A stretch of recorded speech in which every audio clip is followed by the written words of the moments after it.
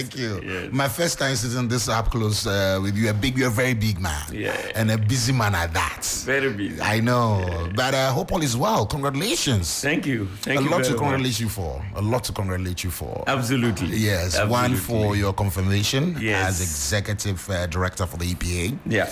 And also your people have given you the nod to represent them in Parliament. This is your first attempt? 2025. It's my first attempt. Your very first attempt? Yes. What does that mean to I you? contested for the primaries in 4 years, but I lost at the primary stage, so I did not get to the ballot. That's right. But this time, by the good people of Zebila, I'll be on the ballot. Come December 7th.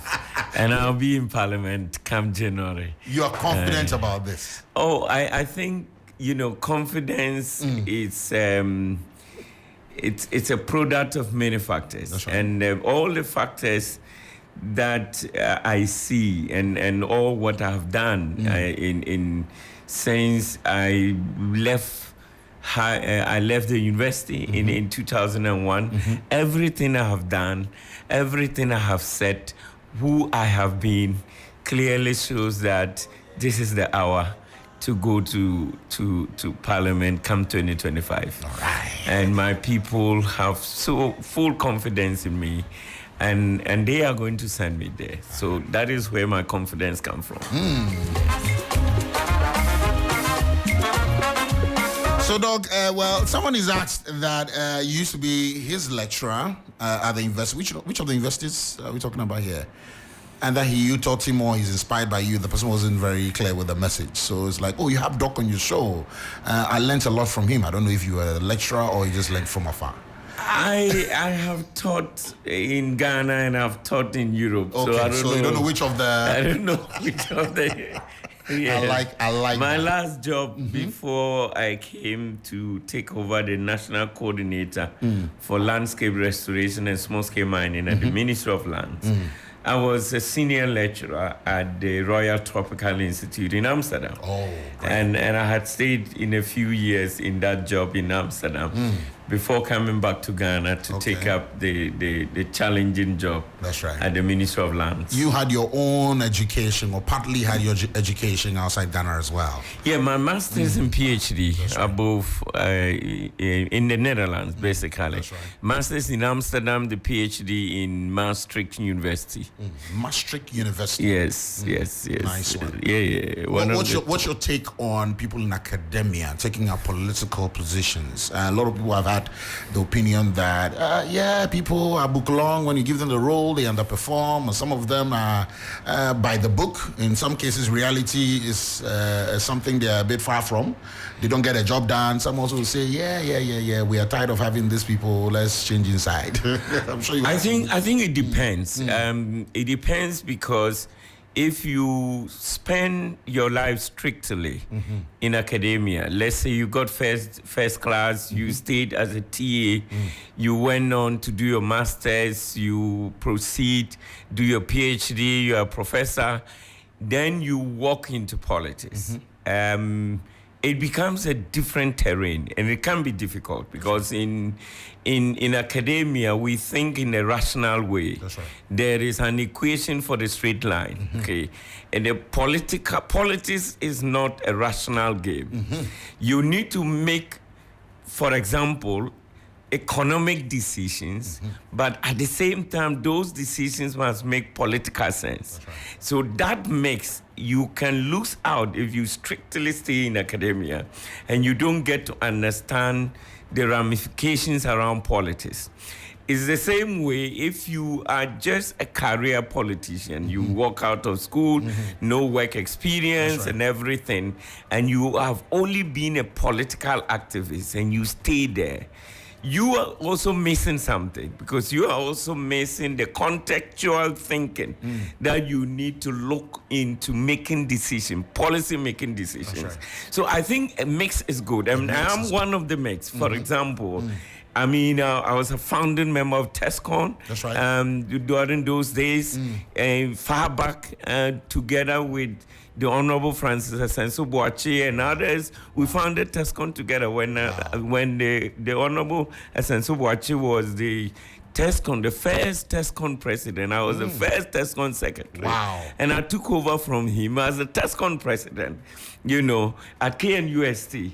And so ever since, I've played different political roles alongside my academic journey. So I'm not this strictly academic person who doesn't understand the political terrain. And I've also not just been a career politician from day one. So a fair mix is the best. I have a broader context. I understand issues from, if I want to look at it from academic point of view, to be able to understand deeply the concepts around the issues, the developmental issues that we need to deal with. But at the same time, I have also stayed throughout the political journey to be able to understand the political, how should I put it, what makes political sense. No, the political correctness of the decision-making process. Okay. I do understand. I had the opportunity to be a youth activist. And it was a big deal then. Yes. And I have worked with also young people all my life, got the opportunity to develop myself in youth development. That's so right. I also understand YHF and all that. Youth Harvest Foundation Ghana. I founded in 2002, and today, I work voluntarily as the advisor, for the Youth Harvest Foundation. So I bring on board, a wealth of experience from different perspectives, and it is looking at issues with that different broad perspective. That is why my people think that I need to go to Parliament. Yes. I will get down to your constituency, some of the major wins for you. Yeah. The last I checked, you spent your birthday with them. Yes. But let's get down to the EPA. Is it now an authority? How far with the transitioning from agency to authority? It's not yet an authority, but we're almost there. Okay. I mean, it's gone through first and second reading in Parliament. That's right. And it is at the consideration stage. Okay. There are a few hitches, before Parliament rose the last time. They are back, and we are also back to Parliament. You're hoping. And we're working with them, and the goodwill is there.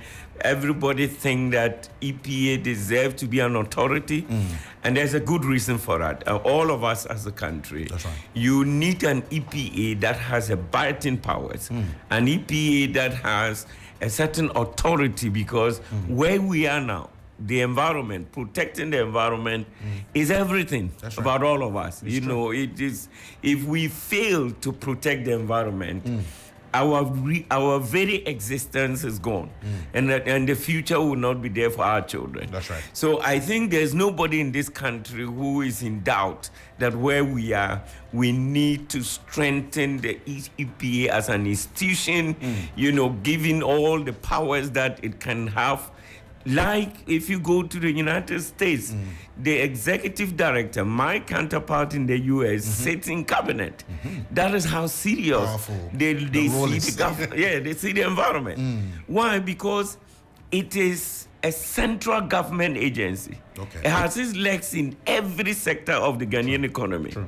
If you want to do road construction, you need a permit. If you want to oil and gas, mining, manufacturing, the pesticides, agrochemicals, anything that you can think about, you need EPA permission. That's right. To be A able to- lot of people don't know this. And I don't know how or what efforts your team is putting into, because I remember you called on the media to be directly involved Yes. in sending some of your messages across. But Absolutely. again, we need to be more deliberate about that. People don't know Absolutely. that for every licensing, anything that's got to do with environment, waste management, all that fall under your jurisdiction. People don't know that. Anything that you are doing that has implications for the environment, even the telecom industry, if they are going to erect a mast, sometimes because they have to run 24 hours because they need, Services we all running. need to have The services running. the services running. They have a standby generator. Okay, that generator is emitting something somewhere, yes, interior. it's true. Exactly. So you need a permit. You need So EPA permit. ECG partly. Yes, you need. A lot of They need people don't know EPA that. permit. So there is nothing. It's a central government agency. It's nothing you're going to do. That if you want to start a church, you need EPA permit because Noise you're pollution. going to make noise. You know who is going to be affected, and who should protect that person who's going to be affected. That's right. It is the EPA, and therefore the question of EPA becoming an authority is not in doubt.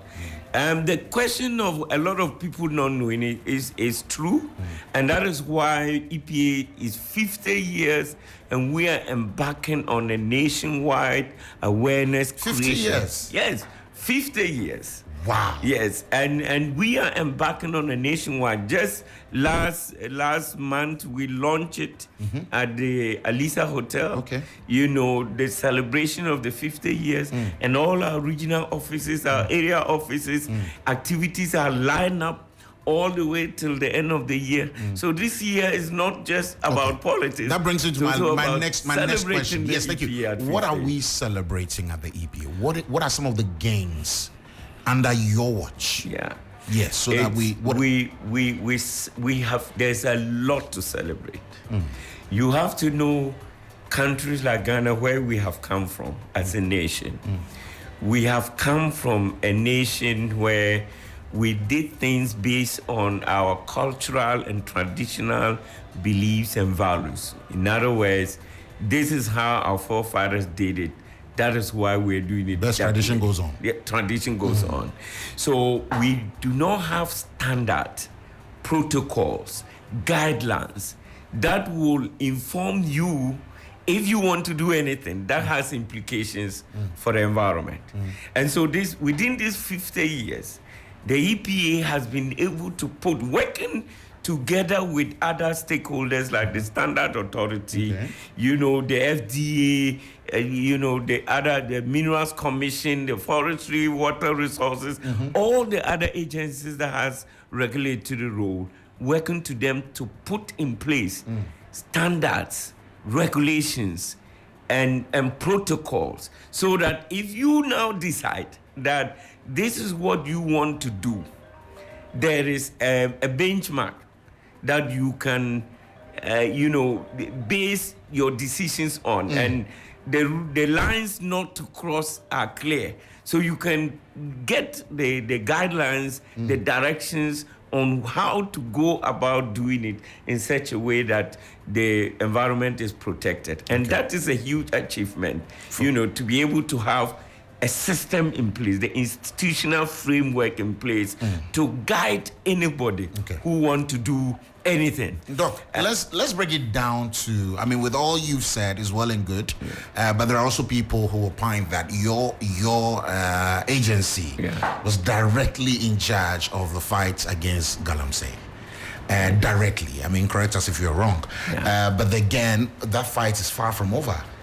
What do you have to tell us? Okay, so let me seize the opportunity to do some education. Okay. You know, the EPA is a regulator. Okay. Okay. And you have to know that the EPA is not a police officer. I'm not in the police uniform. But we are a regulator to regulate to protect the environment. So if you decide to do something, okay, and we can identify you, so you have an identity, you have registered, you have a name, a company, you exist as a legal entity, and you decide to do something. One, if you don't take EPA permit and we get hold of you, you know, you would face the full rigor of the law. Okay. Two, if you come and take EPA permit, the permit comes with a schedule that tells you When to go on site. yes, what to do and what not to do. Okay. And if you go and try to stray out of the guidelines given to you, the EPA will come after you. And I have to say that to that extent, the EPA has done quite well and continue to do very well. You That's with go the and ask, regulation and ensuring that- anybody who is permitted by the EPA, and you appreciate the role that the EPA is playing. Now, when you have what we call galamsey in Ghana. When you have a situation where somebody in Bokrua gets up and start digging the ground, okay, and causing destruction there, you know. One, chances are that the EPA doesn't know that there is somebody digging in Bokrua, because we have a limited capacity in terms of numbers around the whole country. In fact, we are not in every region. And this is a proposal that has gone to finance ministry almost every year during budget development. And the final budget is also warming up. Yes, we present it and try to make the argument that, you know, we need to have presence in every district. We are not there yet. So we have area offices. So an area office can be responsible for more than 2 or 3 districts, or even 4 districts. Okay. And so the capacity to be walking around looking for whoever is trying to destroy the environment, so that we can, and don't forget, we can only report to security. Yes. And so the issue about galamsey is more of a national security issue. Okay. The area you can take EPA on is when people have legal entity, and they are legal persons, and they are conducting Going beyond the boundaries. activities, and they are going beyond the boundaries, or they are even permitted, but they are not doing, you know, what the rules said they are allowed to do, and the EPA has kept a blind eye to that. Then you can take the EPA. So I'm asking all this because, I mean, our reporters on the grounds will come and tell you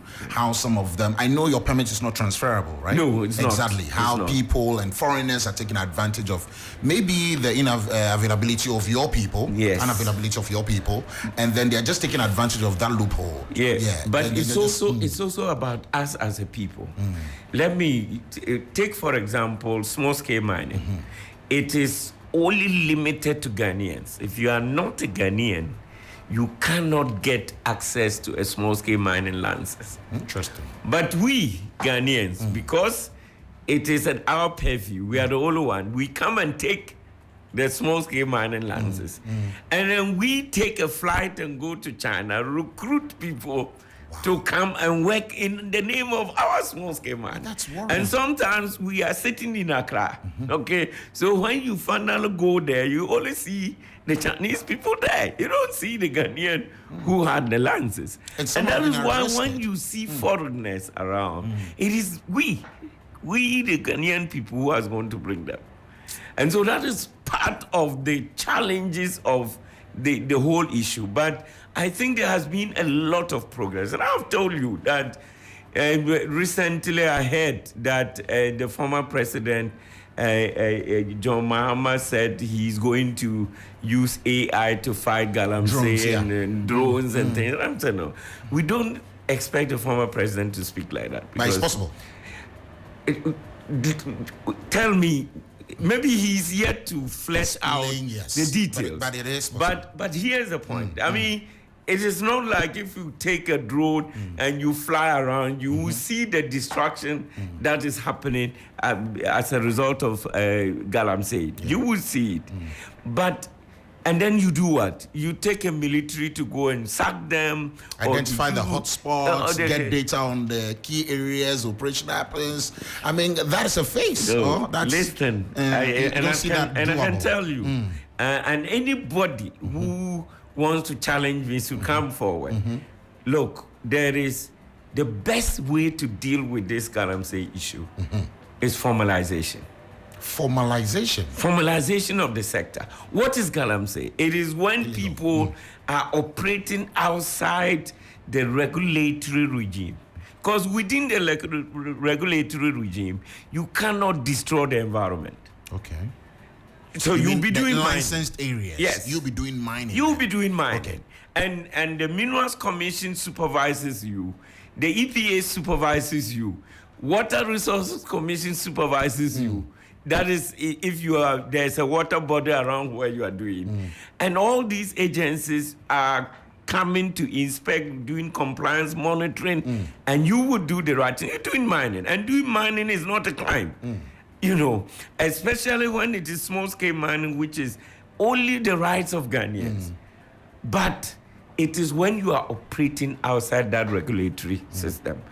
And the point is that if you get up and somebody tell you that your father's land, there is gold, and then the process to get the license to go back to your own father's land. To your father's land It's not is smooth. cumbersome, is too expensive, the bureaucracy is too complicated. You are going to get frustrated, especially when you know. And in modern time, there are all kinds of technology. That's right. You have this metal detector. You can know, you do PPP and it tells you that here there is gold. Yeah. And you are hungry. You will get up and start digging. Whether somebody is using a drone or AI, it's not going to stop you from digging. It is the reason why His Excellency the President, should come again. when I became the national coordinator for landscape restoration, small-scale mining, it was a program design, government design, directed by His Excellency the President, and implemented by the Honorable Minister for Lands and Natural Resources, the Honorable Samuel A. Jinapo, who has done an excellent job in that area. He led that program.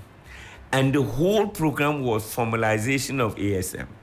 How do we make sure that the people who are in the illegal sector, what we call galamsey, everybody can be brought in to do formal mining? That's right. And come under regulation. It is part of what happened at the Minerals Commission, where they had to put the MCAS in place. And the mineral cadastral system, the online version, and put it in place, such that as I speak to you now, anybody in this country, under any corner, with access to internet and a smartphone, can apply for a mining license without having to move around to go anywhere and do anything. That is one huge step, because the idea is to cut around the turnaround time to getting licenses.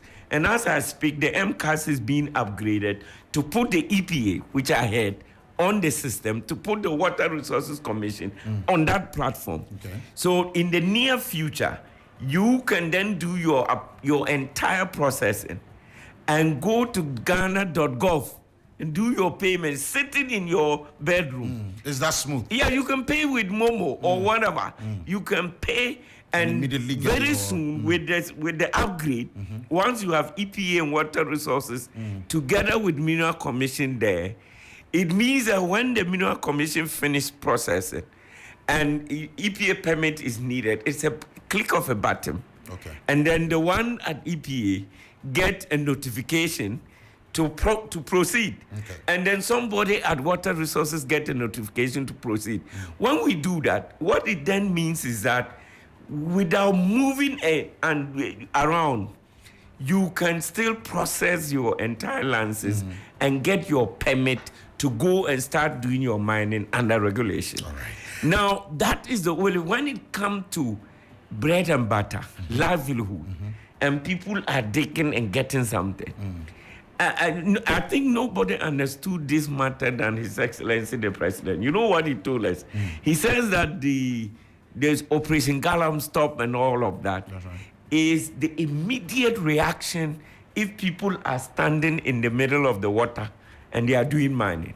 That one, you don't need to think further and say, let's put a committee together. And no, it's a get military people to go and sack this guy, because this is the worst form of galamsey. But you see, but he says that, but that is not the solution to the problem. We understand where you're coming from, especially to some of these key suggestions you've made in fighting galamsey and all that. Yeah. There is also a story that went viral somewhere last week where the Forestry Commission complaining about some arrests they've made where these Chinese internationals were freed because they couldn't go through the court system due to unavailability committee of interpreters. I don't know if you heard something like that. I was in Bonn for the climate change conference and just got back. I don't think I got this story. Well, but that's also a challenge. I mean, there are so many other challenges we are confronted by in this fight against Galamsey. But let me quickly remind our listeners, we have 20 more minutes to wrap it up, that we're engaging with Dr. John Kingsley Krugu. He's the Executive Director, EPA, and also he says he's the MP in waiting for Zebila, Upper East region. We will talk about security situation in Zebila. Yeah. The district, we understand, is one of the most dangerous, according to AI Radio website. Yeah. Maybe what are you doing? What have you started already to restore calm and peace to the people of Zebila? We'll get into that. But we also hear some of your key contributions. Well, you started off as a student leader. You mentioned that. Founding member of TESCON Ghana 1999, second TESCON president, KNUST, the year 2000, MPP Regional Communication Officer 2004, National Deputy Organizer 2010, Patron 2016 till now, and also your key contributions, School of Remedial Bolga. Yeah. You established a school like that in 2001. School of Excellence. Oh, okay. Still running. Still running from 2001. Yes. Okay. You're the founder of Youth Harvest Foundation. You're a youth advocate that we mentioned already. Yeah. We also want to share some success stories from that. Yes. Giving examples from that for us. Yes. Also you built the Apodabogo Junior High School. Okay, 2007. You're the founder, Design Health Consult. Founder, Batis Buri Scholarship Fund, running since 2022. Yeah. And then a solar plants project established last year. Yeah, it's not yet. We're currently in negotiation with ECG. We need a PPA agreement. All right. Yeah. And it continues with it continued with some of your other gains as well. Yeah. Well, let's talk about security. Water and sanitation project. Thank you. Let's talk about that, and then we'll get into some of these key policies I see here. We have 20 minutes to wrap it all up. Yeah. Security it's a major issue. You know, it's been a very long-term standing issue of it used to be chieftaincy, and I say it used to be because there has been a huge progress under this administration, and we have moved away from the chieftaincy a bit, but there is still sometimes criminal activities that people take advantage when a place is volatile. People take advantage of it. And whenever there is a conflict, you have conflict entrepreneurs or conflictpreneurs who are benefiting from the conflict, And so for them, they don't want the conflict to end. So all the time, especially now that we are into an election year, for example, if you benefit politically and electoral-wise from the conflict, you don't want it to end. You want to fund it and promote it.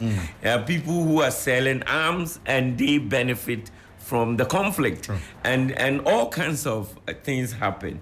But I have to say that, and we should give credit to the current administration, the role that they have also played to make sure that the issues are clarified.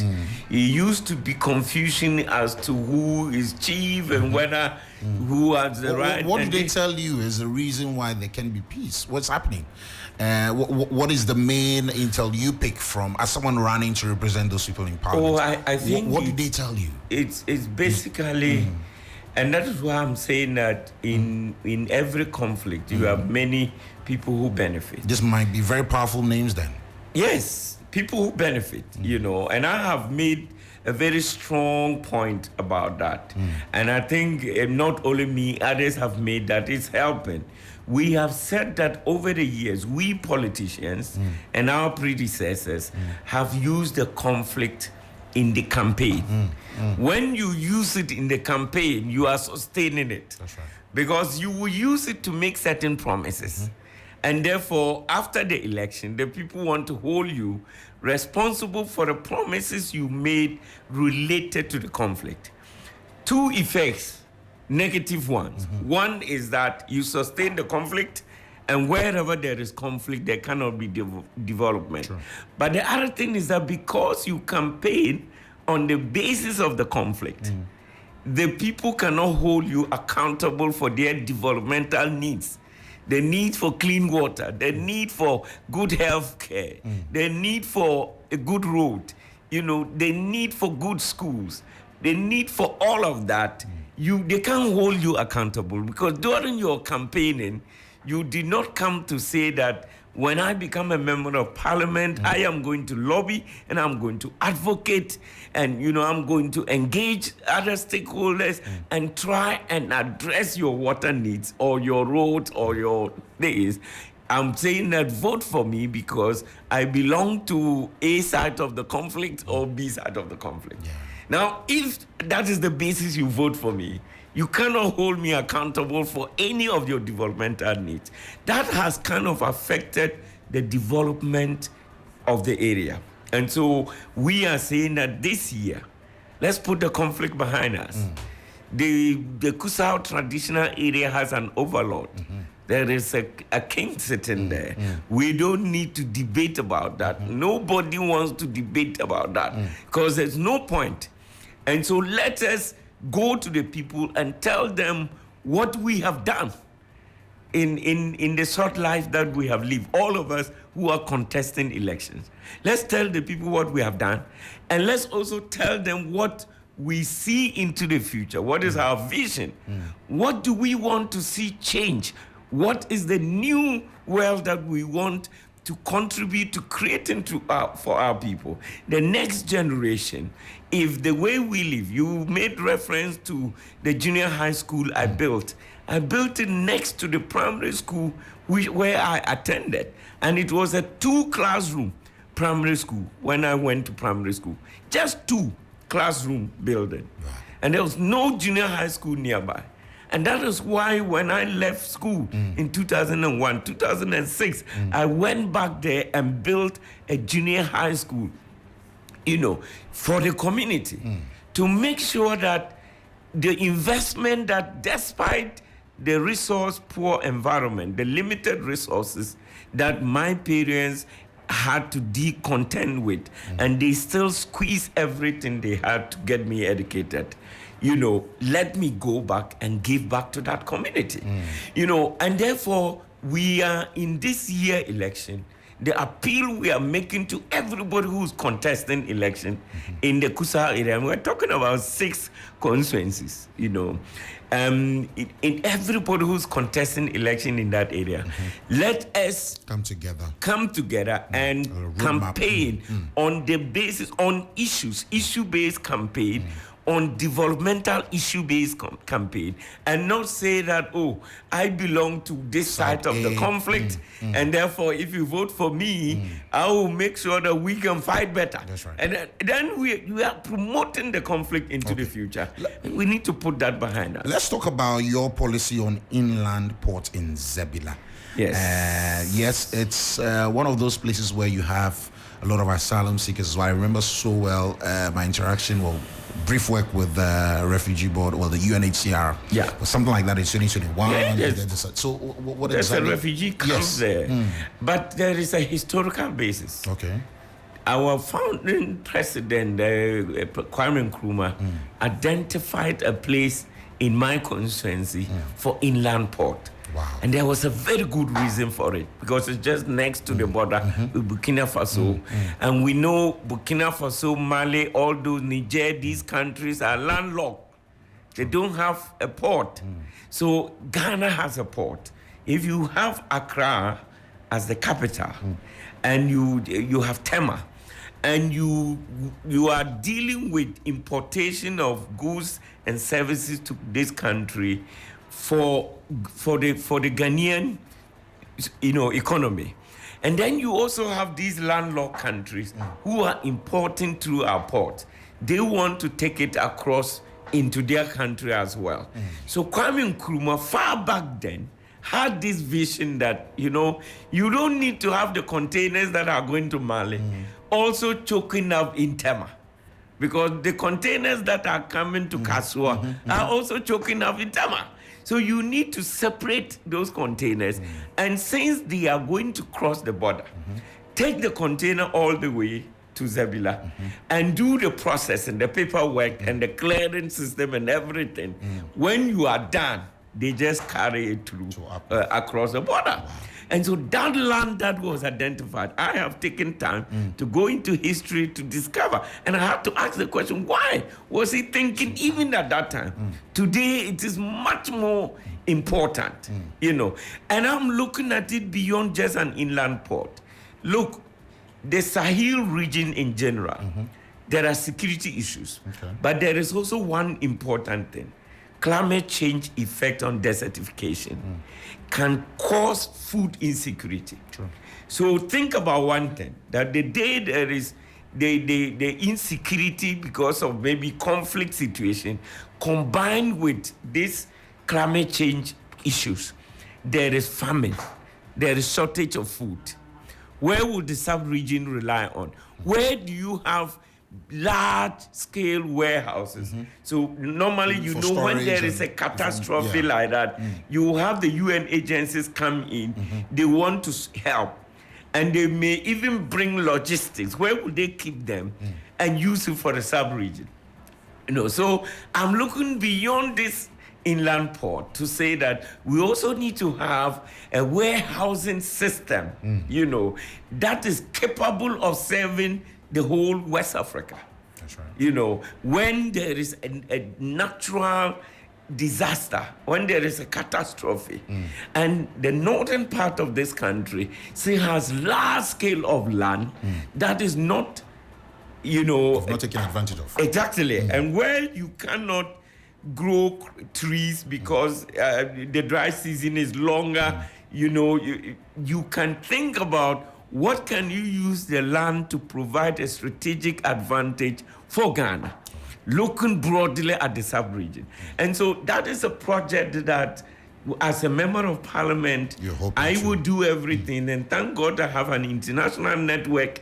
I've had the opportunity to travel and work in different places in Africa. I've been work in Europe, and I have a broad international network.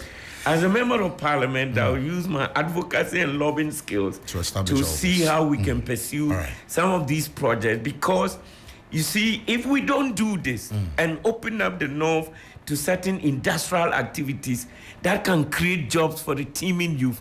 If you say everybody wait when they are doing police recruitment and everybody say I want to be recruited, I'm sure you get a lot of pressure. Get a lot of they want to get, and even some who want to travel abroad. I'm sure exactly. How do you handle it? Because and I'm going to tie that in my final question on the travel bit.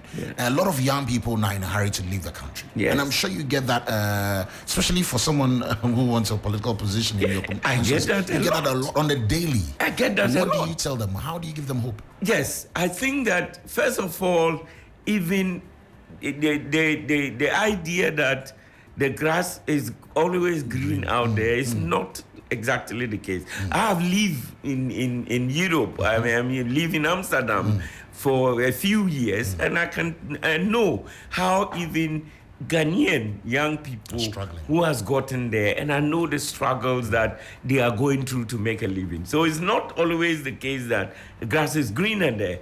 But I tell people that, and that is why I am looking at bigger projects, not one police slot, and that is the reason why I'm running for parliament. No. Right.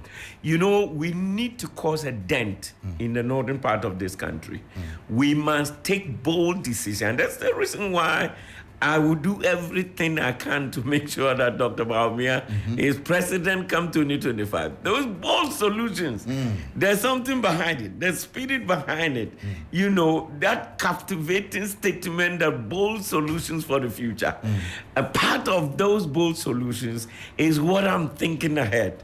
I have already put a team together who are working on this, a business plan for the inland port and a business plan for the warehousing, you know. Yes. And that is the way to create jobs for young people. That's right. And there is nothing. There's what I tell young people is that there is authenticity that you lose outside this country. Yeah, okay, I can be a professor in Germany, but I don't have authenticity. if I am in Ghana. Even if I was just a cleaner in Ghana, my authenticity is more than the Ghanaian who's a But professor. authenticity with hungry stomach. No. That. Look, there is. Look, it is so important until you experience what I'm telling you. I know, I have. That your originality is missing. Your identity, your right. Sometimes you question yourself. Exactly, your right is missing. So there is no place better than home. And so let's make home also home for everybody. All right. And everybody will want to live a decent life and support the family. I've got a few questions here for you. I'll just take two of them because of time. Someone, Giovani, please, great interview, great conversation with Dr. Krugu. He's a very noble man. I've worked with him briefly. But yes, I like it when people like him are vying for political offices. But quickly ask him what is agency, yes, not ministry, agency is handling the noise pollution, especially in our markets and churches.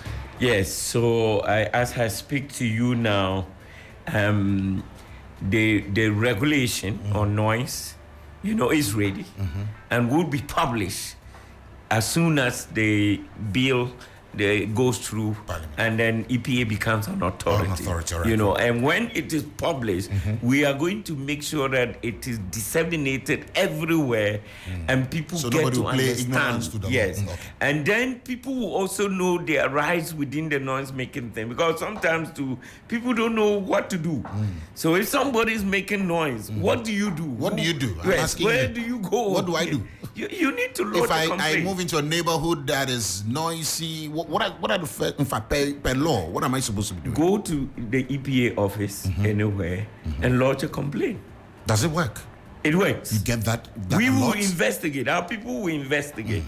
And then they will go and measure also the noise level. Is it really, what does impact does it have and all of that? Okay. And we will give recommendations to the person making the noise. If the person doesn't go by the recommendations, a person will go under punitive measures. All right. Kujo says, great conversation with Doc, but Giovani, please ask him as a researcher in his fair assessment, and on a scale of 0 to 10, how would you rate the present government in tackling one, corruption, two, the economy, and just generally managing the nation?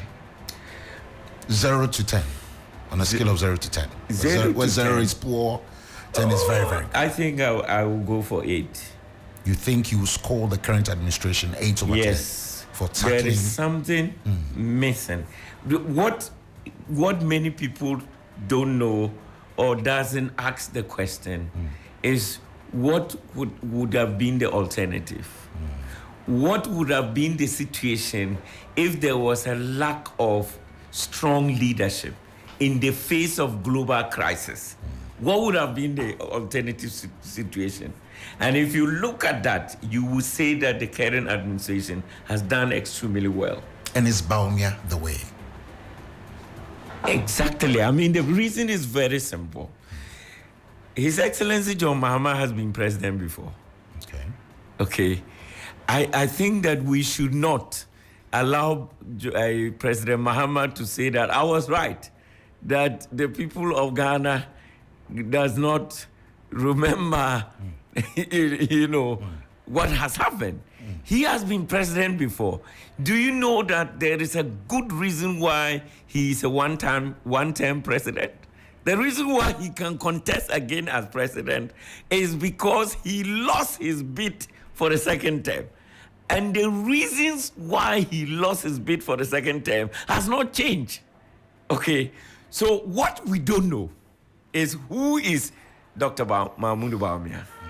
We have never had the opportunity to have him as president. But there are some who say the presidency is not for experiment. Pardon? Some who say that the presidency is not for experiment. It's not a position you occupy, so we try and see. But it's a place where you're meant to deliver. John Mahama has served in every corner before becoming president. Yes, right. He lost the second bid because he failed.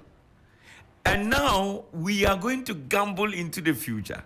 We know John Mahama as president. What we don't know is Dr. Mahmoud Bawumia as president. So if you ask me, I want to make a mistake going forward. I can't make a mistake going backward. Dr. John. I'm going to repeat another mistake. Dr. John. That is not a mistake. We want to say thank you. Let's make a mistake going forward. We want to say thank you for coming, sir. We wish you well. Thank you. Especially, and I'm sure the people of Zabila who have been watching us on Facebook right now, so many comments in the Facebook section. I want to say thanks to you for making time to be part of our conversation today. And also, well, you just took over full time, even though you've been acting in that role for a while. We want to say we wish you well in the coming months. And and especially one who loves the youth. We pray that you don't stop that. Because the youth need you now more than ever. Absolutely. Yes, thank you so much for coming. The 3FM Drive continues after the news, and I want to say